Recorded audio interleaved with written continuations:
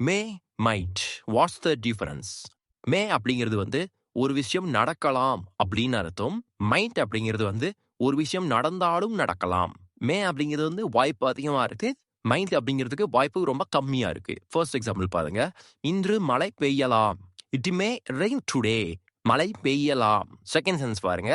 இன்று மழை பெய்யலாலும் பெய்யலாம். It might rain today. இன்று மழை பெய்ஞ்சாலும் பெய்யலாம், நடந்தாலும் நடக்கலாம் அப்படிங்கிற இடத்துல நம்ம மைட் யூஸ் பண்ணுவோம்.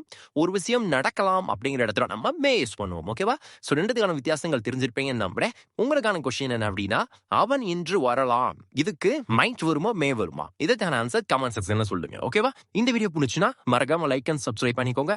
அப்பதான் இனிமே நிறைய போட்டிடா இருக்கும். ஓகேவா? தேங்க்யூ.